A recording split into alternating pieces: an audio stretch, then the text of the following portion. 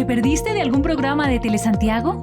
Tranquilo, puedes revivir todo el contenido a través de nuestra página de Facebook Telesantiago Tunja y YouTube como Canal Telesantiago.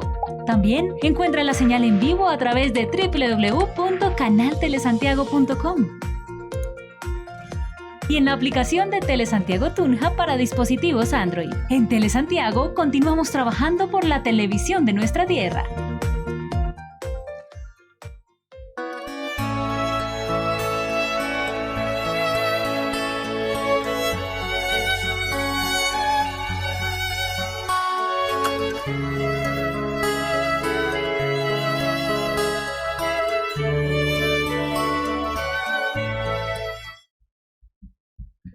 A todos los discípulos de la hora décima, un saludo de bienvenida a este encuentro con Jesucristo, el grupo de amigos que se congregan con Él para pasar una jornada, un ratico de amistad, de crecimiento.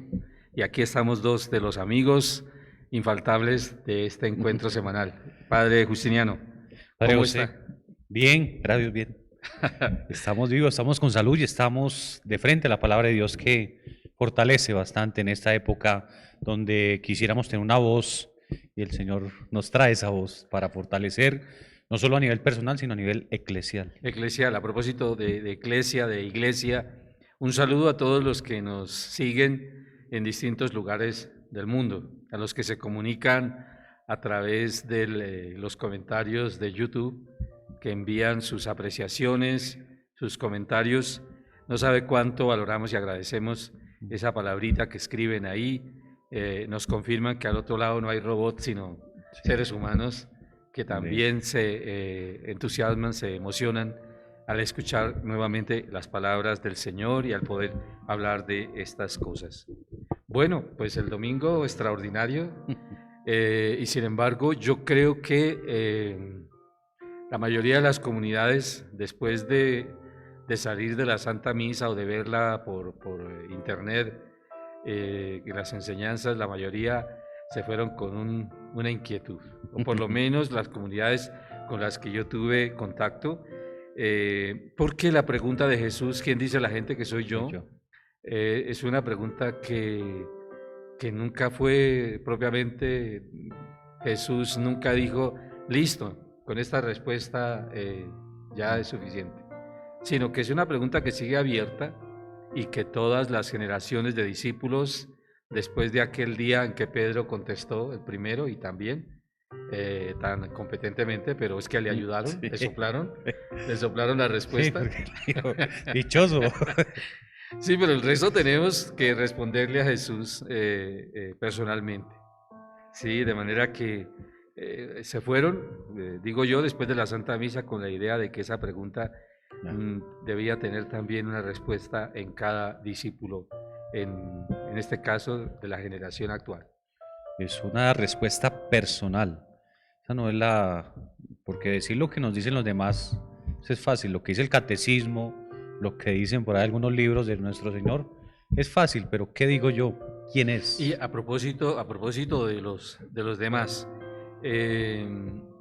y es que los discípulos efectivamente trajeron a cuento lo que pensaba la gente. Unos dicen esto, otros dicen aquello, otros incluso, y realmente todos estaban equivocados, todos esos decires, de manera que, digamos, la primera gran enseñanza es que uno no le debe comer tanto o atenerse tanto, mejor, a lo que dicen, especialmente en ciertos asuntos. Uno no se debe simplemente atener a lo que dicen, a la opinión, por más que el que lo diga sea por allá, quién sabe, un gran científico, un gran periodista, que a veces ellos se toman el derecho de opinar por todos, y todo el mundo por pereza prácticamente se suma a lo que dijo fulano de tal, porque lo dijo y bonito, y lo dijo como muy bien argumentado. Entonces no es suficiente. No, padre. Basado en este texto, quisiera contar un cuento del padre Triana. Él es seudista. Él nos dictó unos retiros espirituales acá en el seminario en su época. Sí. Padre. Entonces, ante esa pregunta, ¿quién es Jesús? O sea, para mí, ¿quién es Jesús? Entonces la profesora ya en el salón de clase con los niños, bueno, ¿quién es Jesús? Los niños comenzaban a levantar la mano. Jesús fue el que nació en el pesebre, Jesús es el Hijo de Dios, Jesús es el que murió en una cruz. Cada niño iba dando su respuesta. Y ella veía que había uno que no levantaba la mano ni decía nada. Le iba a ver, ¿quién es Jesús? Y el niño dijo, Jesús es el Chapulín Colorado. Pero le digo, estamos en clase de religión, le estoy haciendo una pregunta en serio, ¿quién es Jesús? Y el niño, el Chapulín Colorado. La profesora le dijo, bueno, explíqueme entonces por qué el Chapulín Colorado. Le dijo, profesora, eso inició hace más de 2000 años. La familia él era pobre y por el censo, la autoridad tuvo que irse para otro pueblo y no tenían para el hotel, no tenían dónde hospedarse y vieron allá un pesebre y se fueron a hospedar al pesebre y preciso nació el niño. Y el niño al ver que a un lado estaba una mula de un buey dijo, se aprovechan de mi nobleza. Y el niño fue creciendo y él venía a hacer una misión muy grande y no podía solo. Entonces llamó a 12 y les dijo, síganme los buenos. Y después de 3 años de hacer milagros, de curar enfermos, de predicar muy bien, le pagaron mal y lo crucificaron. Y en la cruz él hizo el sermón de las 7 palabras. Y la primera palabra que dijo, ¿cuál fue, padre? Perdónalos. No, lo sospeché desde un principio. Y cuando lo bajaron de la cruz, lo colocaron en un sepulcro y no terminó ahí. Él resucitó del sepulcro y cuando salió del sepulcro dijo, no contaban con mi astucia. Para el niño Jesús era un cuentico que le han contado y de pronto para nosotros Jesús se convierte en una historieta, pero ¿quién es en verdad Jesús? Excelente, claro que el niño a su manera y tomando la analogía del Chapulín Colorado dijo verdades muy, muy importantes.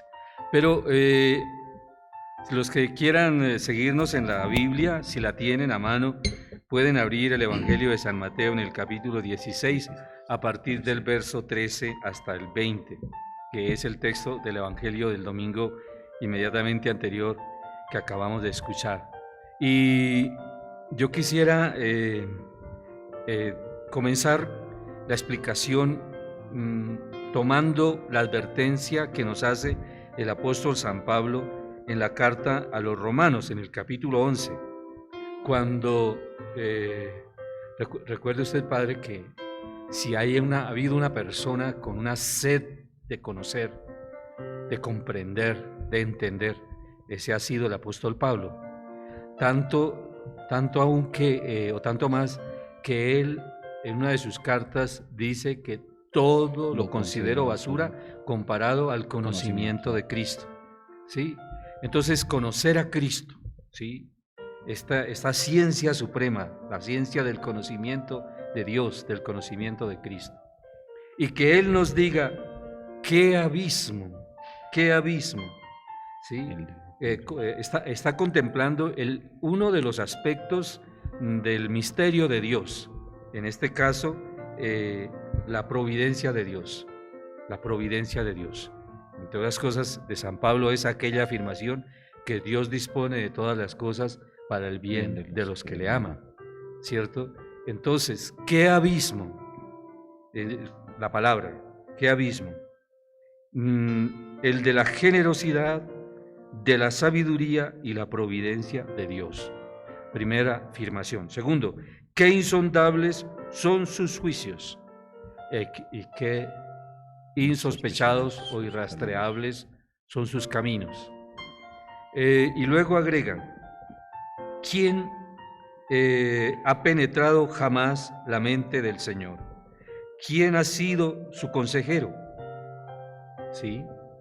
Es decir, el apóstol toma conciencia del misterio, de la grandeza del misterio, de la enormidad del misterio y de la profundidad, y entonces comienza su explicación haciendo esta declaración, que en el fondo es una declaración de ignorancia, ¿ya? Porque en realidad lo primero que tenemos que decirle a nuestro Señor cuando Él nos pregunta ¿quién dices tú que soy yo? Sí, ¿quién dices tú que soy yo? ¿O quién dice la gente que soy yo? Lo primero que hay que decirle a Jesús es, como San Pablo, ¿qué abismo? O sea, ¿cómo me puedes formular semejante pregunta? Quedamos corticos. Y ahora yo cuento una anécdota, usted ya contó la suya, ahora yo cuento la mía. Antiguamente en las escuelitas normalmente iban los inspectores al final de la temporada escolar a hacer los famosos exámenes y eran exámenes orales. Y entonces los profesores, las profesoras escribían en una especie de cuestionario de 200, 300 preguntas y les daban a los niños el cuestionario para que los niños les preguntaran, sí, o respondieran las preguntas. Entonces los inspectores llegaban, tomaban ese cuestionario y preguntaban, ¿sí? Preguntaban al azar, más o menos. Entonces la profesora, que quería quedar muy bien, le dijo a los niños, o los inspectores le daban la oportunidad a los profesores de que fueran ellos los que formularan las preguntas. Y entonces la profesora distribuía secretamente, a ver, Juanito, yo le voy a preguntar la pregunta 30. Apréndase. Marcos, apréndase la pregunta 50. Lucía, apréndase la pregunta 80. Y yo me hago la totalmente espontánea y digo, Marquitos, sí, tal cosa. Y le hago la pregunta que usted ya sabe para que responda, ¿sí? Con tan mala suerte que la profesora en un momento dado, también ella estaba nerviosa, hizo la pregunta, pero se la preguntó al niño equivocado, ¿sí? A ver, Marquitos, ¿qué es la Santísima Trinidad? ¿Sí? Pues que esa es una pregunta, ¿sí?, muy complicada. Y Marquitos, que no era el niño que estaba asignado previamente para responder esa pregunta, dijo, eso no me lo preguntéis a mí, que soy ignorante, ¿sí? La respuesta decía así, eso no me lo preguntéis a mí, que soy ignorante, doctores tiene la Santa Madre Iglesia que les sabrán responder. Así había que responder, pero de todas maneras el niño más o menos tenía idea de la respuesta, solo que no la había estudiado bien, y él respondió, eso no me lo preguntéis a mí, ignorantes doctores tiene la Santa Madre Iglesia. Entonces yo creo que a nuestro Señor uno tendría que decirle como Marquitos, eso no me lo preguntéis a mí, pero bien dicho, que soy ignorante. El apóstol Pablo dice, qué abismo, ¿sí? Qué abismo, la sabiduría y la providencia de Dios. Qué irrastreables son sus caminos, qué insospechados sus pensamientos. ¿Quién ha conocido jamás la mente de Dios? ¿Quién ha sido su consejero? Es decir, cómo algunos se apresuran a responder y hablar de lo que no saben, de lo que no conocen.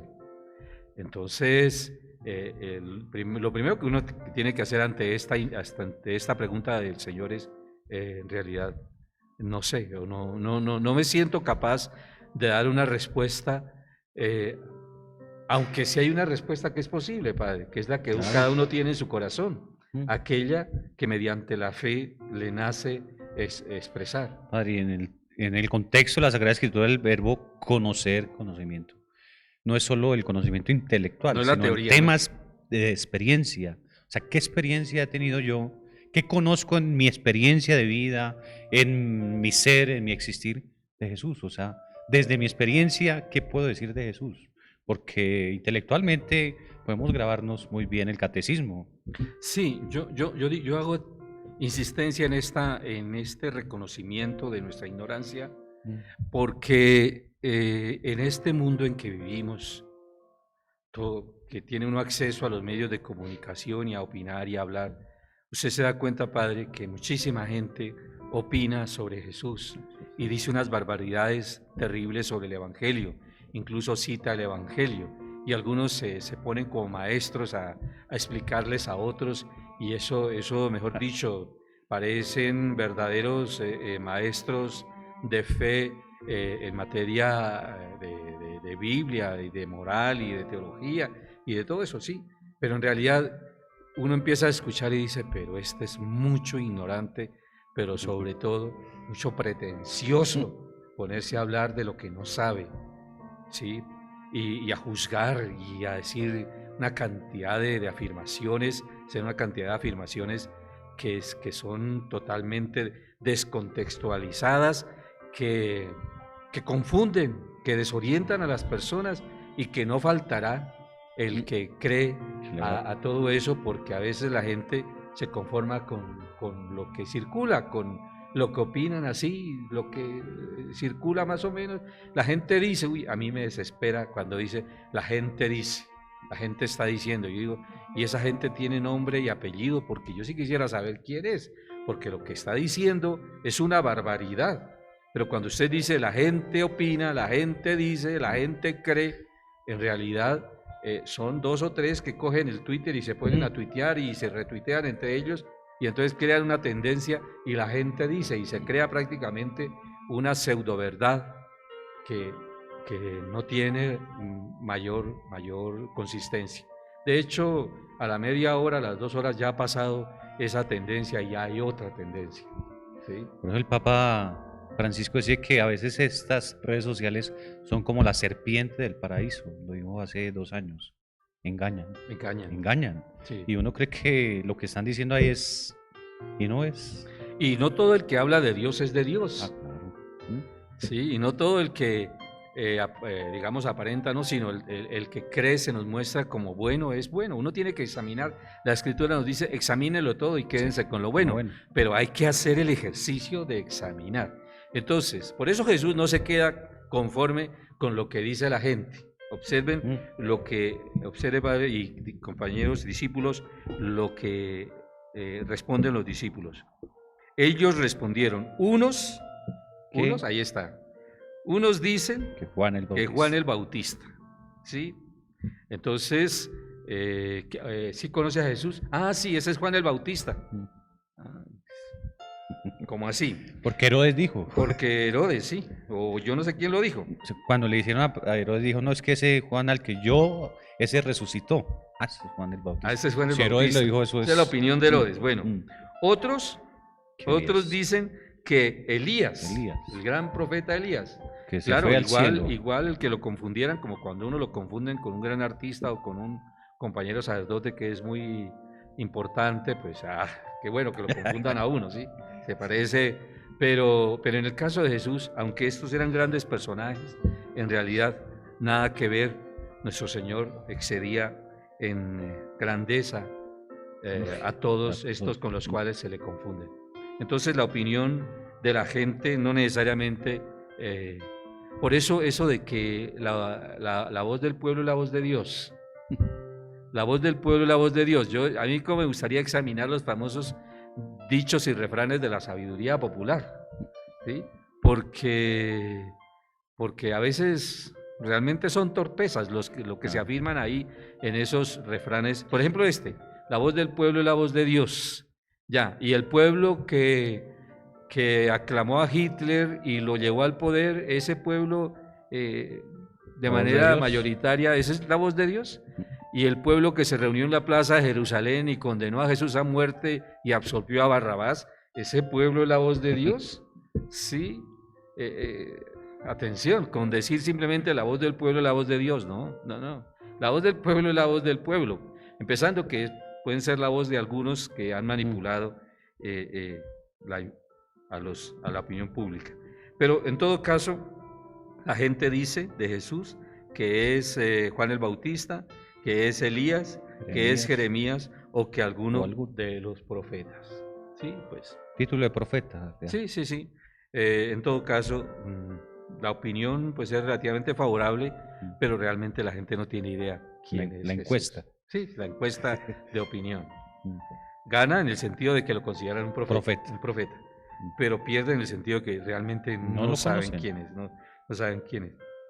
Bueno, ahora bien, la respuesta o la pregunta que hace Jesús. Yo vuelvo y digo que muchos feligreses se fueron un poco inquietos después de la misa porque probablemente en la predicación les dijeron, pues bueno, esa fue la respuesta de Pedro, pero está pendiente su respuesta, porque la respuesta de cada uno de nosotros Jesús la quiere escuchar en primera persona. Quiere saber si formamos parte de aquellos que todavía dicen, no, pues lo que dice la gente, no, ya no podemos vivir de ese tipo de salidas fáciles, ni siquiera diciendo lo que dice el Papa, lo que dice, no, pues sí, todo eso hay que saberlo, pero hay un momento en el que a Jesús le tenemos que responder en primera persona. Ahora bien, Padre, queridos discípulos, un apóstol ahí se aventaja o se adelanta a responder. La respuesta del apóstol Pedro. Yo creo que en el corazón de Jesús, cuando escuchó a Pedro hablar, yo creo que nuestro Señor solucionó un problema que tenía. ¿Cuál era ese problema?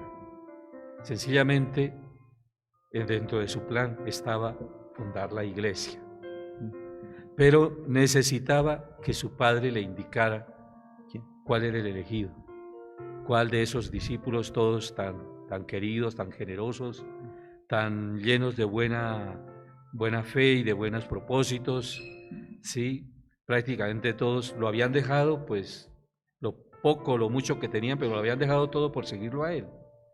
Aguantaban las jornadas de trabajo, al terminar el día Jesús los veía y todos al cual más se destacaban por su decisión y determinación de seguirlo a él.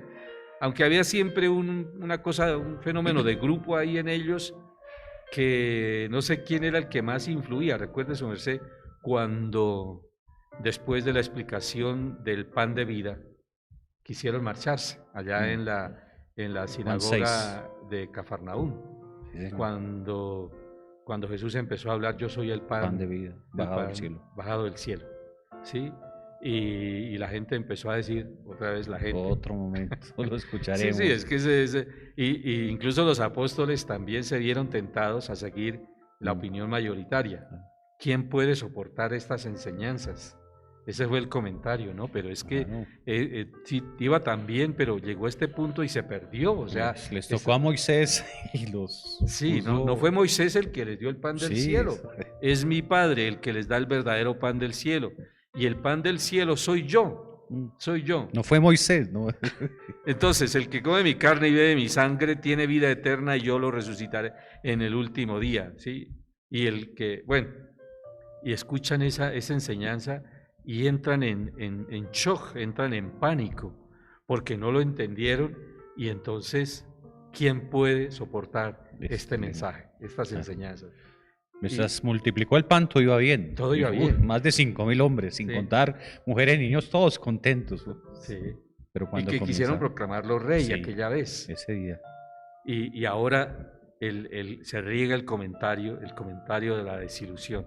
Es más fácil desanimar a la gente que animarla. Siempre los comentarios que desaniman, los comentarios que dividen, los comentarios que frenan, son a veces mucho más potentes y más eficaces que los que intentan unir, crear y fortalecer. En todo caso, se extendió como pólvora el comentario y la gente se fue. Nuestro Señor, al ver el fenómeno y ver que los apóstoles allá secreteaban entre ellos y hablaban entre ellos, ¿qué les dijo nuestro Señor? ¿Ustedes también se quieren ir? ¿Ustedes también quieren marcharse? ¿También quieren irse? ¿Ya? De modo que... Y Pedro también ahí tomó la palabra. Pedro también ahí, gracias a Dios, nos hizo quedar muy bien. Pero entonces, todos los discípulos, al cual más eran extraordinariamente importantes para Jesús, nuestro Señor tenía una duda, ¿cuál de todos estos generosos discípulos es el que mi Padre quiere poner al frente de la iglesia que yo quiero fundar? De modo que cuando Pedro tomó la palabra y respondió de esta manera tan extraordinaria, creo que Jesús, digo yo, solucionó uno de los problemas que tenía, y era que no sabía a quién elegir, ¿ya? Y supo en ese momento que el Padre Celestial había dado la señal que él tanto le había pedido. Padre, indícame cuál de estos es el discípulo que yo debo nombrar para que sea mi representante en la tierra, el vicario, mi vicario en este mundo, aquel que me represente visiblemente cuando yo no esté. De modo que cuando Pedro toma la palabra, tú eres el Mesías, el Hijo de Dios vivo. Y en otro pasaje paralelo dice, el que tenía que venir a este mundo, ¿cierto? Jesús, yo creo que la emoción de Jesús fue extraordinaria. En primer lugar, porque reconoció la voz del Padre Celestial. Dichoso. le dice a Pedro. Dichoso, Simón, porque esto no te lo ha revelado ni la carne ni la sangre. O sea, no es porque seas inteligente. Ninguno de esos que opinaban, Sí. que era Jeremías, dichoso usted. No, ni siquiera porque seas muy inteligente y te hayas puesto a estudiar las escrituras y seas un gran teólogo y gran... No, no, no, no es ni siquiera por eso. Esto no viene, digamos, de la pura naturaleza humana, de las capacidades humanas. Ninguna inteligencia hubiera podido llegar a semejante afirmación, ¿sí? Tú eres el Mesías, el Hijo de Dios vivo. Entre otras cosas, Padre, expliquemos por qué lo que dijo Pedro es tan importante. ¿Qué es eso del Mesías? No, en todo el Antiguo Testamento existía el famoso mesianismo. Cuando David le promete a Dios construir una casa y Dios le manda al profeta, le dice, usted no me va a construir una casa, soy yo quien le voy a construir una casa y el poder no se soltará de su trono. Ya uno de su descendencia colocaré en tu trono. Y venía esa doctrina que era muy conocida por todos, esa esperanza del Mesías. Bueno, pero a propósito de David que usted acaba de nombrar, ¿por qué David quería construir un templo? Porque él vivía en un palacio y Dios vivía en su arquita, en una chocita, en una tienda de esas que se hacían con pieles de animales. Sí, de ser el material del cual se hacían las tiendas. Entonces, el rey David, que amaba tanto a nuestro Señor, que le cantaba, que lo adoraba, que bailaba en su presencia, que alababa a Dios con tanta alegría, el rey decía, no, pero no es correcto, yo soy el rey y el rey de reyes viviendo en una tienda y yo viviendo en un palacio. Yo voy a construirle una casa propia del verdadero rey, es pues el templo, el famoso templo que soñó el rey David y que lo hizo el hijo Salomón. Finalmente lo va a construir su hijo Salomón. Y que después, con el templo que conoció Jesús, como el templo de Salomón fue destruido, y después del templo que había sido reconstruido después en el año 530 y algo, ¿sí? Ese templo también prácticamente había sido destruido cuando llegaron los griegos. Finalmente Herodes el Grande, para congraciarse con los judíos, les construyó el más impresionante templo, ¿sí? que pudiera uno imaginarse. Todavía los que van a Tierra Santa se quedan maravillados, por ejemplo, de los muros, de la grandeza e inmensidad de los muros, que son gigantescos, Padre. Famoso muro de las lamentaciones. Queda un pedacito de esos muros, el muro de los lamentos, que le da a uno idea de cómo eran los cimientos del templo que construyó Herodes, ¿sí? Pero entonces el rey David no pudo construir el templo, pero él dijo, yo quiero construirlo. Dios le dijo, no soy yo el que le voy a construir a usted una casa, es uno de tus descendientes el que se sentará sobre tu trono y su reino será para siempre, será eterno, etcétera, etcétera. Y como se dice, a partir de ese momento, dentro de la espiritualidad judía, dentro de la tradición judía, la expectativa de aquel descendiente del rey David, ¿sí? Era como la ilusión. A ese descendiente se le llamaba el Mesías. El Mesías. Por eso ayunaban, por eso practicaban tantas cosas, implorándole a Dios que les enviara el Mesías. El Mesías. Bueno, creo que ya se nos fue la primera media hora. Primera media hora, sí, señor. Y bueno, ya volvemos. Lo que sigue, mejor dicho, ustedes no se lo imaginan. Va a estar muy, muy, muy bonito. Ya volvemos.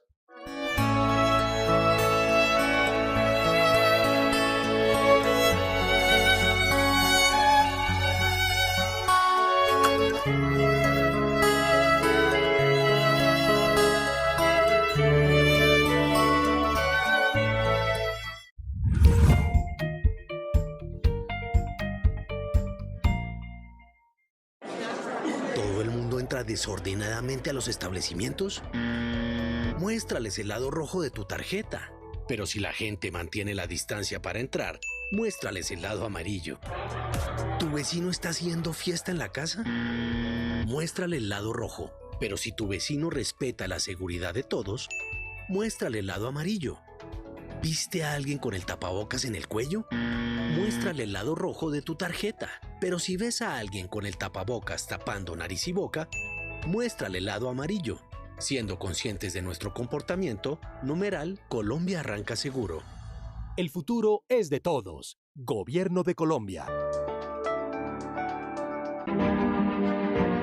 Sus manos jamás se detienen. Trabajan sin descanso por el bienestar de su gente. Son las manos de hombres. Son las manos de mujeres. Son las manos de hijos boyacenses. Así es Boyacá. Tierra de campesinos, de gente noble, gente que se levanta a diario con firmeza y no retrocede a pesar de los malos tiempos.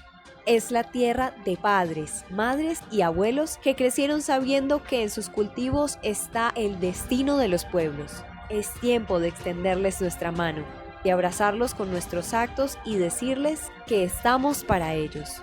Boyacá te abraza. Con Veolia avanzamos juntos por nuestra ciudad, avanzamos juntos por nuestra gente y avanzamos juntos por nuestros servicios esenciales gracias al pago oportuno de tu factura. Cuenta con nosotros, que en Veolia contamos contigo.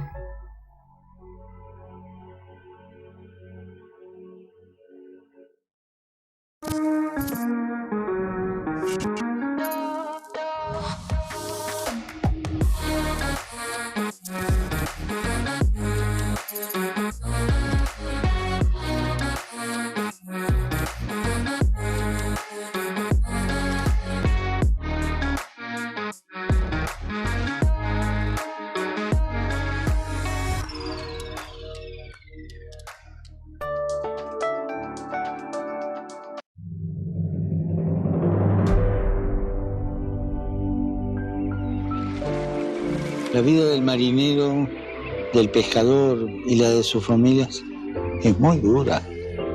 A veces está marcada por el trabajo forzado o por ser abandonados en puertos lejanos.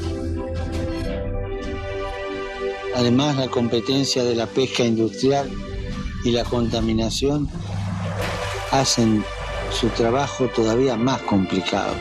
Sin la gente del mar, mucha parte del mundo sufrirían hambre. Recemos por todas las personas que trabajan y viven del mar, entre ellos los marineros, los pescadores y sus familias.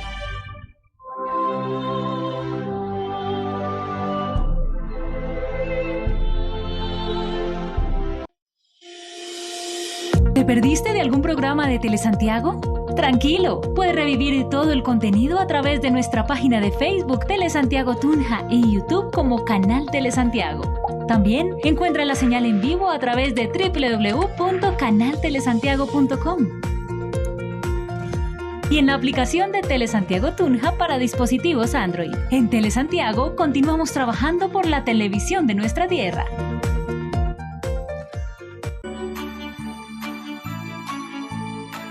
Tunja hoy tiene más que nunca sus tesoros escondidos. Esta pandemia nos recuerda que la belleza de nuestra ciudad está en las personas que llenan de vida sus frías calles. Telesantiago te invita a continuar en tu hogar.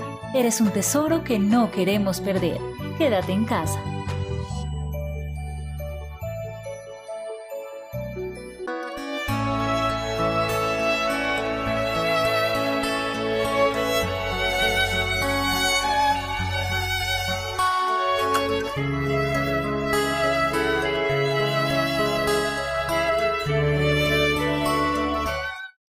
Continuamos en el discipulado de la hora décima.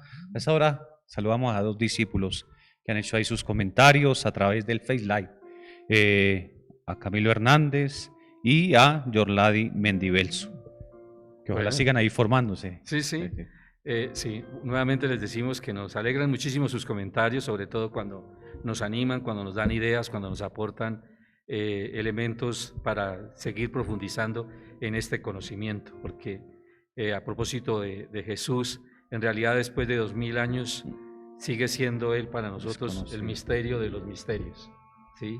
El gran misterio que no nos cansaremos nosotros de estudiar y de indagar. La misma Iglesia lo reconoce así en el Concilio Vaticano, el misterio de Cristo.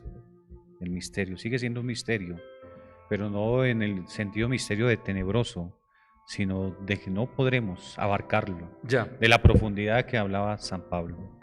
Bueno, entonces, nuestro Señor le resuelve un problema, y es que siente que su Padre le ha hablado a través del apóstol que da semejante respuesta. Tú eres el Mesías, el Hijo de Dios vivo.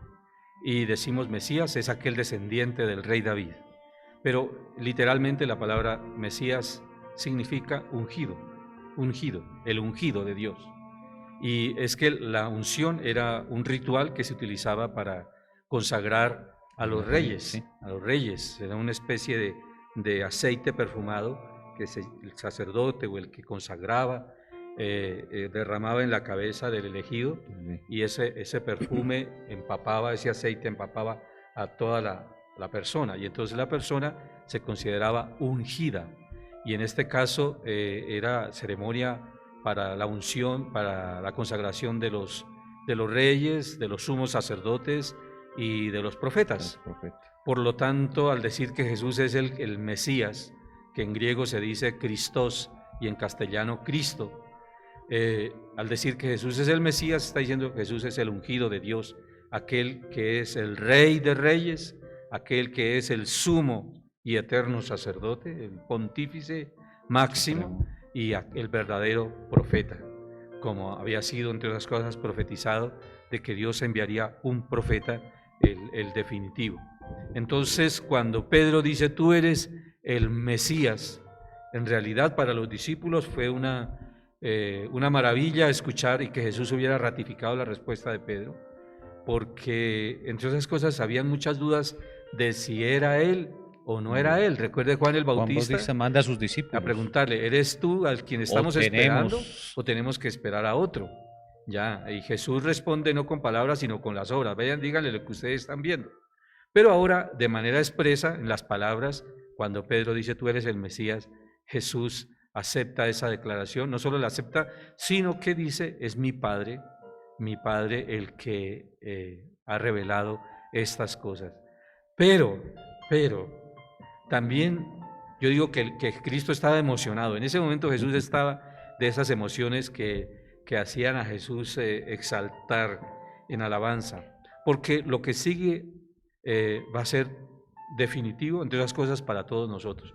Yo creo que es el momento en que nosotros los discípulos podemos gozarnos y alegrarnos de la respuesta de Jesús. Porque nuestro Señor decía, listo, ahora yo te voy a decir quién eres, Pedro. Voy a decir cuál es el plan para ti. O sea, tú me has visto y mi Padre te ha revelado lo que yo soy. Y ahora yo te voy a revelar lo que tú eres, Pedro.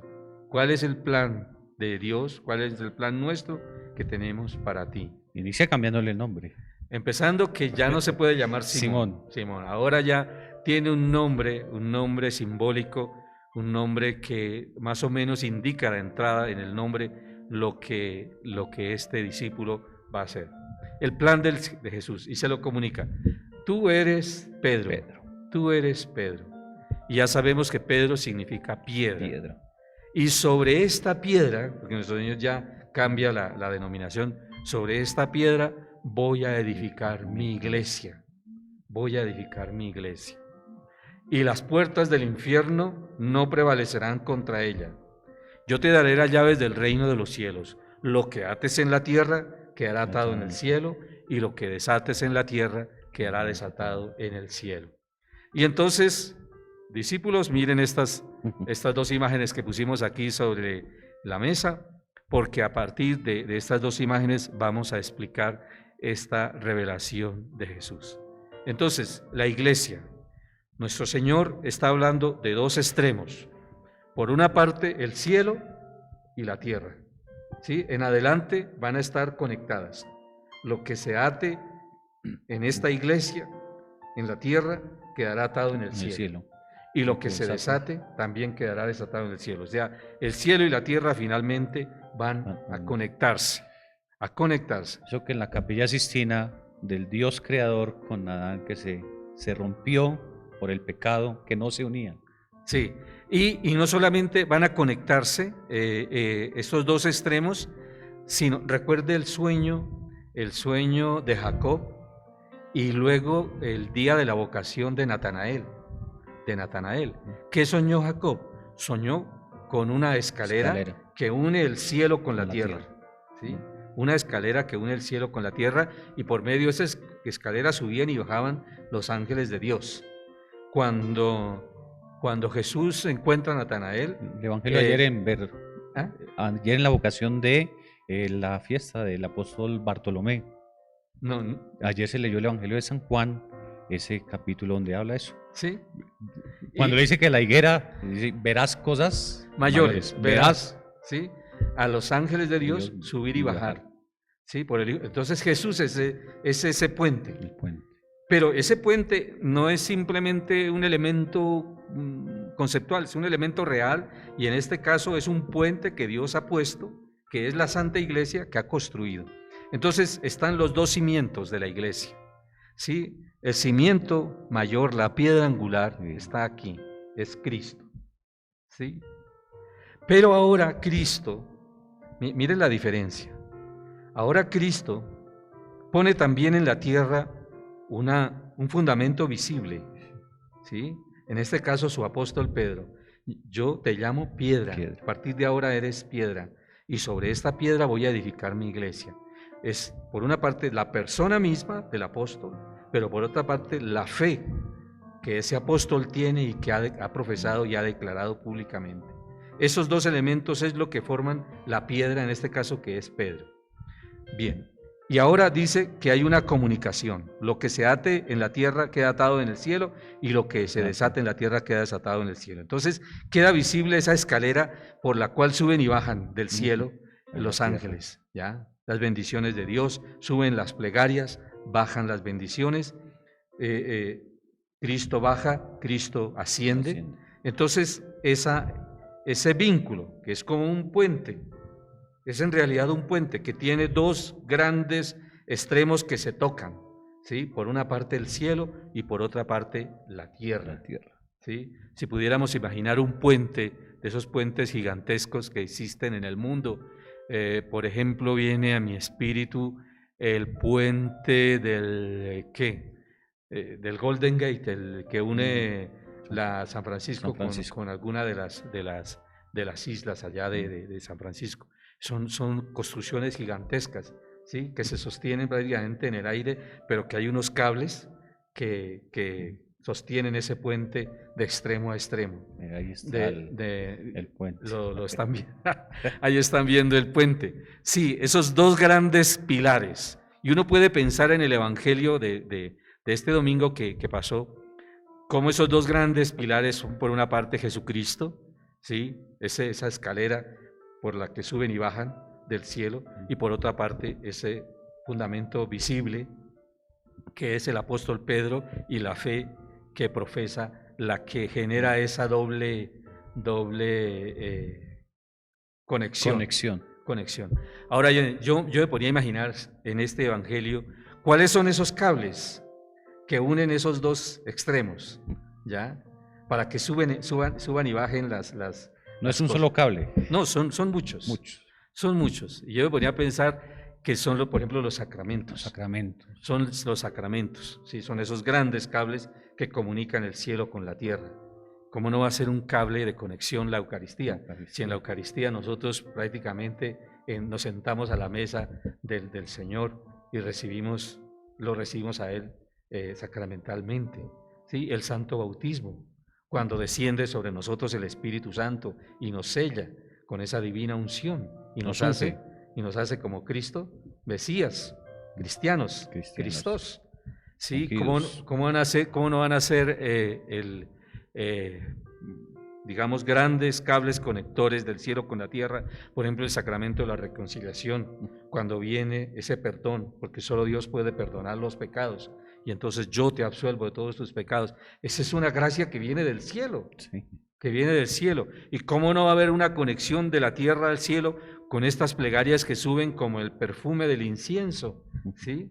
Es una conexión permanente entre el cielo y la tierra. Entonces, dos extremos de este puente, y ese puente es la Santa Iglesia, que es Cristo mismo con todos nosotros. De modo pues que lo que Jesús revela a su apóstol, estimados discípulos de la hora décima, es algo que nos llena a nosotros de inmensa alegría, porque Él revela su proyecto, y en ese proyecto sí que estamos nosotros involucrados, ¿sí?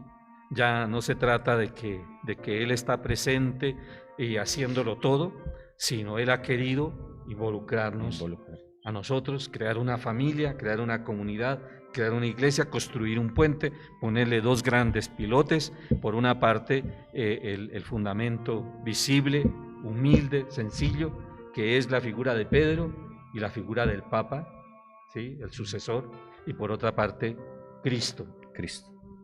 Con esos dos fundamentos prácticamente visiblemente está amarrada esta construcción, este edificio espiritual que es la Santa Iglesia. Lo que llaman en construcción la viga de amarre. ¿Ah? La viga de amarre, la que hace que no se abra. Las famosas vigas de amarre, pero también los pilotes. Los pilotes, los zapatas. Las zapatas, los fundamentos.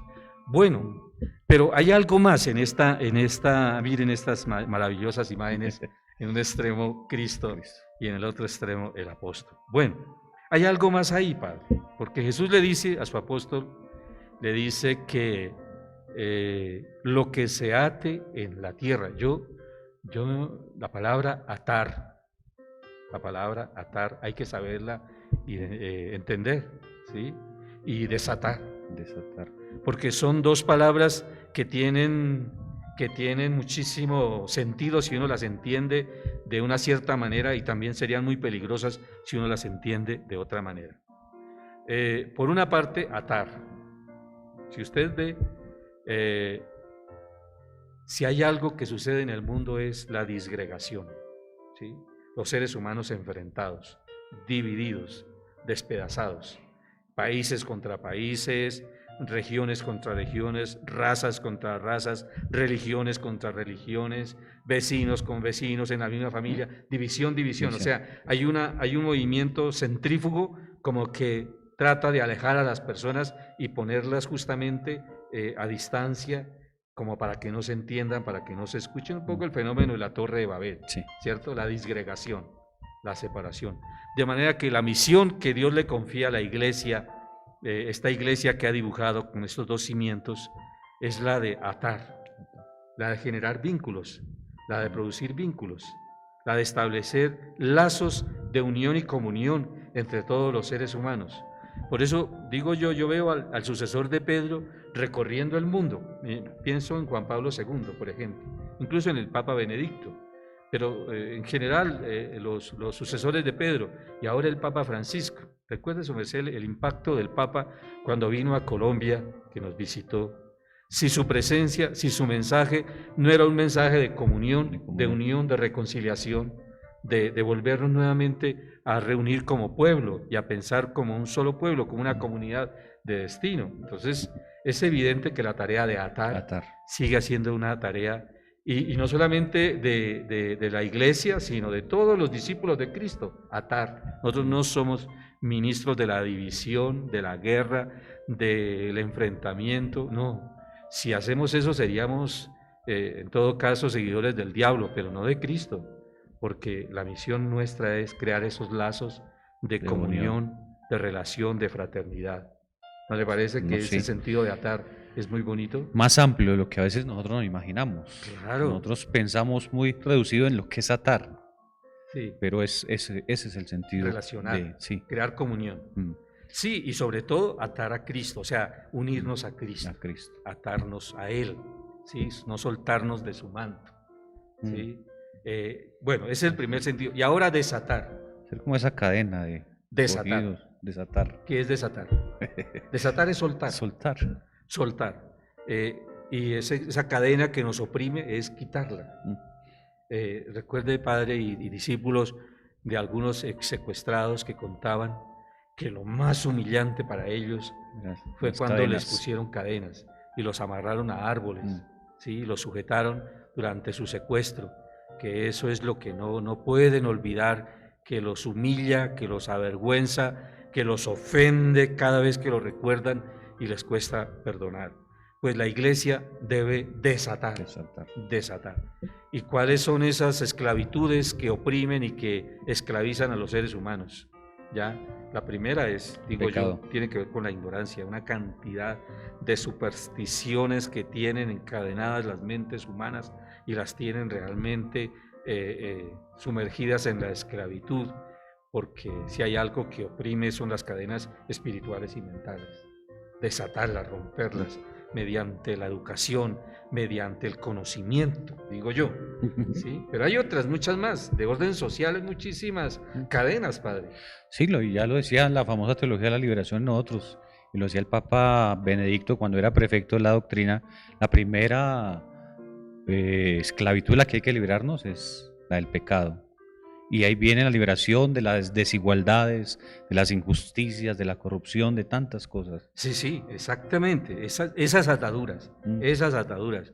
Es decir, por ejemplo, el racismo, la xenofobia, los fundamentalismos, crean a la gente o las meten en unos sistemas de los totalitarismos también, en unos sistemas de opresión y de ataduras que la gente pierde su libertad, pierde su autonomía, pierde su dignidad humana. Y la tarea de la iglesia, porque es tarea confiada al apóstol Pedro, ¿sí? Lo que desates en la tierra, lo que desates en la tierra, pues esto es lo que hay que desatar, ¿sí? Hay que desatar estos corazones que están atrapados y enredados en estas redes de ignorancia, de opresión, de injusticia, de indignidad, de maldad que oprime a los seres humanos. En sentido es más que personal, es eclesial. El atar y el desatar no es personal, yo ato y yo desato. No, es una experiencia. Aquí es más en el sentido eclesial. Claro, es la Santa Iglesia, es la iglesia la que tiene esa tarea, ¿sí? Por eso ella en su actividad, ella cumple ese propósito. Por ejemplo, cuando nosotros decimos la paz del Señor esté siempre con ustedes, ¿qué estamos creando? Creamos lazos de amor, en este caso el lazo de la paz, y estamos desatando lazos de odio, de venganza, lazos de guerra, de rencor, de odio. Cuando decimos oremos por todos los gobernantes, estamos yendo por encima de ideologías y de todo eso, y le estamos pidiendo a Dios que los ilumine, ¿sí? Estamos contrariando una energía que crea una división ideológica, pues entendible desde la perspectiva social, pero espiritualmente la iglesia crea vínculos, crea lazos y al mismo tiempo rompe ataduras que no deben estar presentes porque son indignas de la condición humana. Entonces, yo quiero a todos los que todos los discípulos vuelvan a mirar estos dos signos, acerquémoslos un poquito más para que sean evidentes.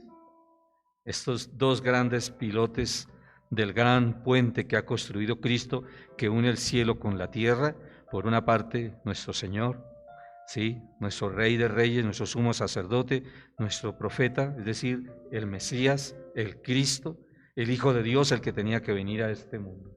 Por otro lado, la humildad de un pescador, de un hombre de carne y hueso como usted, como yo, ¿sí? Pero que ha recibido una misión, la de ser en la iglesia aquel que ostenta ese poder de atar y desatar las llaves del reino de los cielos, y sobre el cual se funda una iglesia visible, hecha por personas, por todos nosotros.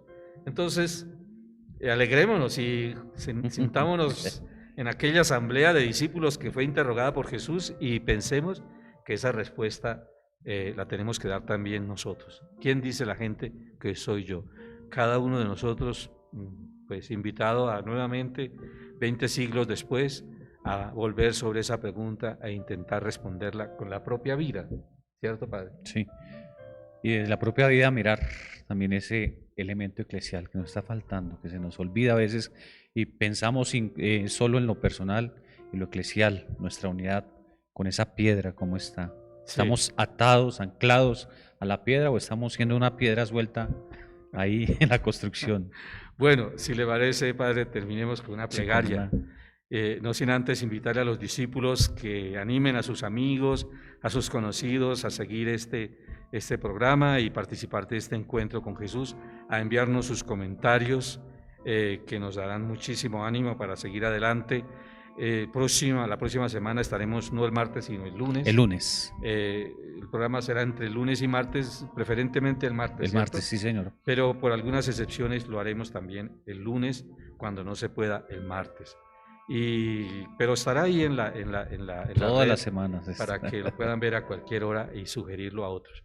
Imploremos al Señor, tomemos de la mano al apóstol Pedro, a esta fe, a esta piedra que Cristo quiso constituir en este mundo sobre el cual construir la iglesia. En este caso, a mano de nuestro Papa Francisco, que es en este momento histórico aquel sucesor de Pedro que representa esta fe en Jesucristo, el Hijo de Dios vivo. Y declarémosle a Jesús quién es Él para nosotros. Sí, amado Señor, tú lo sabes todo, tú conoces nuestro corazón, tú sabes que lo que más deseamos es que seas el centro de nuestra vida, que toda nuestra vida se oriente y se construya teniéndote como nuestro fundamento. Tú eres nuestro camino, eres nuestro maestro, eres nuestro amigo, eres nuestro Señor y nuestro Salvador. ¿Qué más quisiéramos responderte? Solo nos falta decirte cuánto te amamos y te agradecemos por todo lo que has hecho en nosotros. Tú seas bendito ahora y por todos los siglos. Amén. Amén. Saludos a todos. Feliz semana. Gracias. Nos vemos.